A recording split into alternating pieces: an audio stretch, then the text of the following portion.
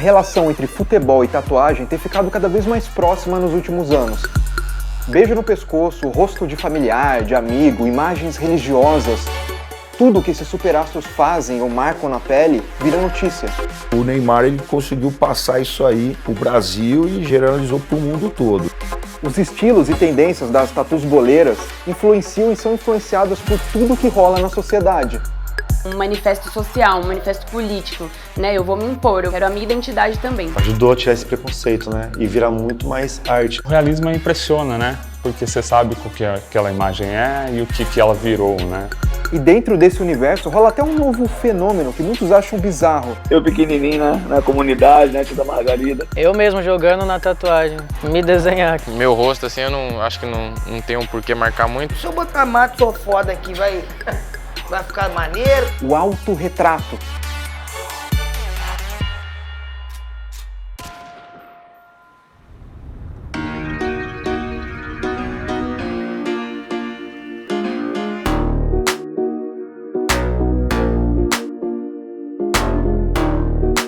A tatuagem profissional ela chegou no Brasil mais ou menos em 1959, que veio um dinamarquês chamado Luke, e ele veio pelo Porto de Santos e ele abriu o primeiro estúdio profissional aqui no Brasil. A partir desse momento ele começou a tatuar muitas pessoas da classe média alta, que se interessaram pelo trabalho, acharam uma novidade, e até então era algo bem marginalizado por todo o contexto histórico da tatuagem, de ser associado com cadeias, com facções no Oriente, ser associado também com até prostituição na época. Então começou a ser inserido num contexto diferente, numa classe social diferente que influenciava todo um público, né? E aí a partir desse momento já começou a ter a cena da tatuagem no Brasil.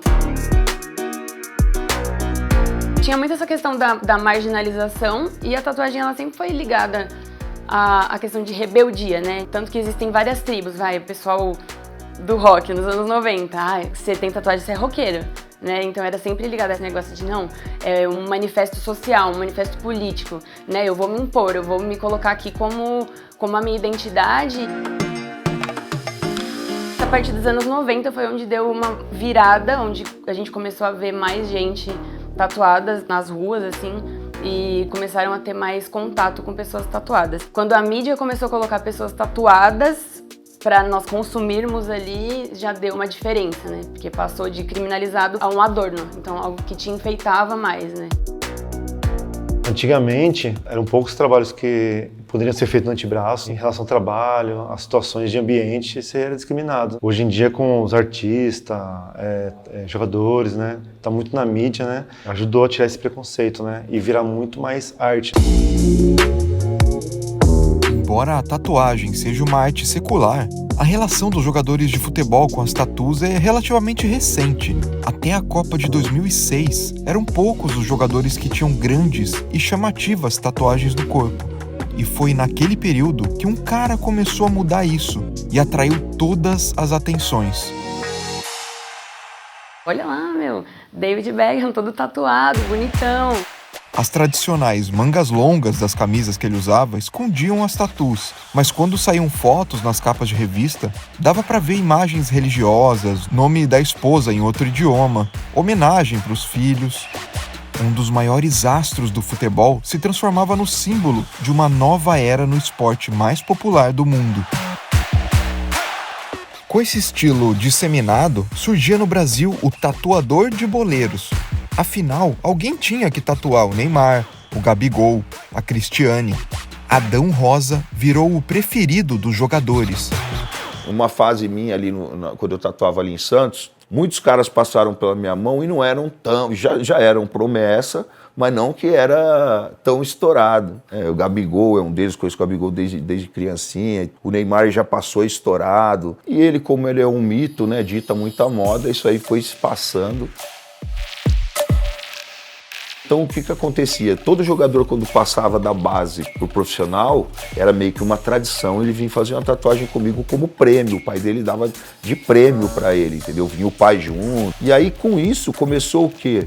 Os caras da base, as mães querer levar o filho, acreditar que, tipo, numa superstição, de sorte, entendeu? É uma etapa da carreira. Falar, não, tem que tatuar com Adão, porque todo mundo com Adão tatuou. E fizeram isso no gibi. fizeram que eu tenha uma tinta mágica e quando eu tatuo uma pessoa, ela ganha superpoderes. E o Neymar descobriu isso, então ele tatua comigo. E aí vem os inimigos do Neymar querendo tatuar comigo, então rola um sequestro e tal. Aquela coisa toda de gibi, né? E que tipos de tatuagem você percebe que os boleiros costumam fazer? Tem estilos que vão mudando, evoluindo, assim, 2021, 2022 a galera tá fazendo isso. Na Europa eu vejo que eles gostam bastante de black work, um blackout, aquela coisa mais perna do Messi ali, aquela perna preta. Mas aqui no Brasil eu vejo que o principal é o realismo, o preto e cinza, né? Que é uma tatuagem que ela se liga facilmente ali na anatomia do corpo. A gente vê que vira meio que entre aspas, um padrão, ou uma moda, na verdade. Sempre tem as tendências da época, né? Por exemplo, a gente vê muita tatuagem de leão, relógio, bússola. Ou, às vezes, a pessoa quer homenagear de forma religiosa, né? Tem muitas tatuas religiosas também. E marcar momentos, hoje em dia. Sempre puxando pro realismo.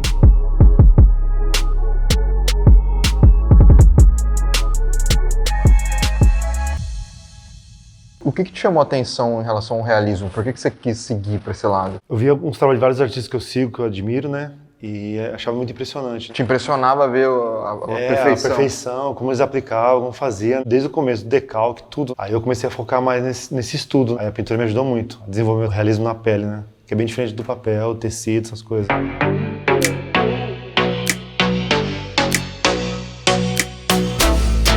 O realismo impressiona, né? É algo que você consegue mensurar porque você sabe o que aquela imagem é e o que ela virou, né? Como é uma coisa palpável, que você vê uma imagem e depois você vê ela reproduzida, é uma coisa que impressiona bastante. É uma forma de homenagear pessoas que eu amo, familiares, animais que eu tive, é uma forma de eternizar eles. E nisso da homenagem tem muito do auto-tatuar, né? Eu vejo alguns jogadores colocando o próprio rosto no corpo. Isso, no começo foi muito estranho, né? Não sei se é uma questão de gosto, se é uma questão de identidade, ser chocante, não sei. Se ama muito, né? Primeiro tem que se amar muito. Ó, seu Madruga, o Kiko, Chiquinha e o Chaves. Tem eu aqui, ó. Ah, você tá de costa, camisa 16. Eu pequenininho na comunidade, né, tio da Margarida. Pô, isso tem bastante também, né? Eu já vi, acho que o Neymar, o Gabriel Jesus, tem umas deles também, assim, molequinho. E a comunidade no fundo. Não é realmente, né, o nosso boneco. A gente pega um boneco, né, coloca o número, né, pra poder colocar, assim, a comunidade, né, atrás, você caminhando, entendeu?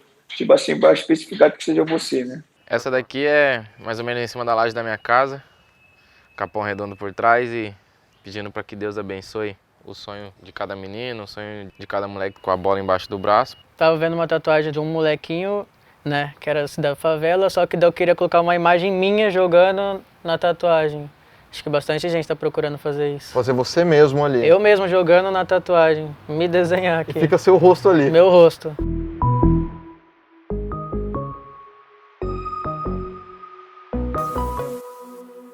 Eu acho que a primeira pessoa que tatuou o rosto de um jogador nele mesmo. Houve muita polêmica. Quem que foi? Foi o Lucas Lima, logo quando ele estava no Santos. Deu uma polêmicazinha, só que aí depois eu tatuei o Gustagol. Só que o Gustagol, na hora de tatuar, eu ainda falei pra ele, vai pôr uniforme, porque eu já sou experiente com isso, né? Eu falei, eu já tinha tatuado o Lucas Lima e tal. Falei, vai pôr uniforme? Ele falou que era a foto como está. E a gente chegou a escrever até o patrocínio. E aí no outro dia ele já se arrependeu, já por causa das polêmicas e tal, né? Que time que vai contratar alguém com o uniforme do Corinthians tatuado? Sim. No outro dia mesmo ele veio e quis mudar a tatuagem, né? Falou, não, vamos tirar o patrocínio, tentar mudar o negócio do uniforme, porque não tá legal. Qual que é a mais estranha que você já fez no mundo do futebol? Madison ou foda?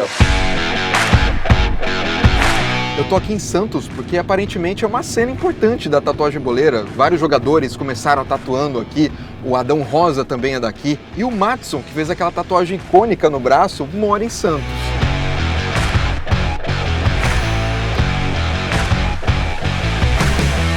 Bora falar com o Madison, o foda.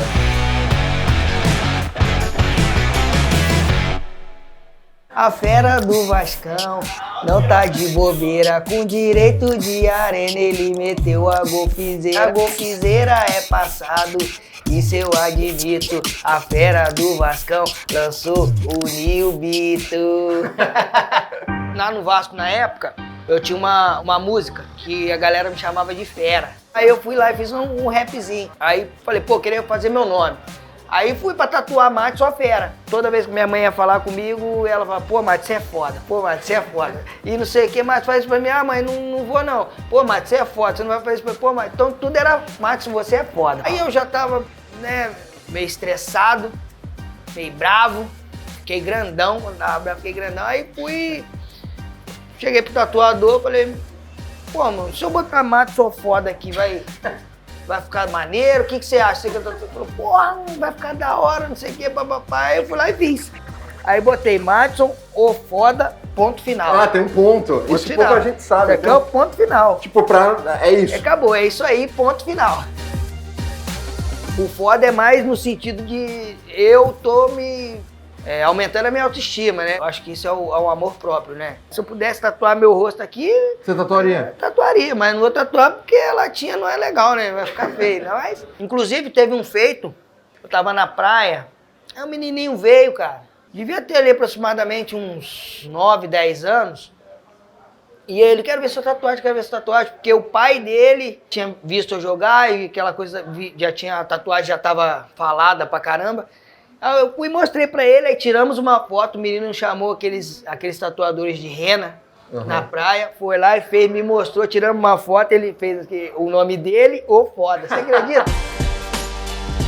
Seja como afirmação da história, estética ou forma de colecionar momentos e pessoas importantes, riscar a própria pele já faz parte da identidade de jogadores e jogadoras de futebol do Brasil e do mundo. Hoje em dia é uma coisa muito comum, você vê aí pessoas que a gente tem como ídolo também, você vê os caras se tatuando e você fala assim, pô, eu queria ser igual aquele cara, vou fazer uma tatuagem. Um garoto preto olha para um jogador, que ele é o quê? Bem sucedido, tá na mídia, é um preto no topo. Então com certeza ele olha e fala, meu, esse cara me representa. Então eu quero vestir isso, então vou colocar minha estátua também. Eu lembro que antes, se eu saísse correndo sem camisa numa rua, todo mundo saía correndo, entrava dentro de casa. Hoje em dia, todo mundo vai sair pra rua pra ver se eu não sou artista, eu não sou jogador, eu não sou funkeiro. E é mais uma das tantas culturas que atravessam a sociedade e encontram seu lugar no esporte mais popular do planeta. E aonde esses movimentos estiverem, o Peleja vai estar.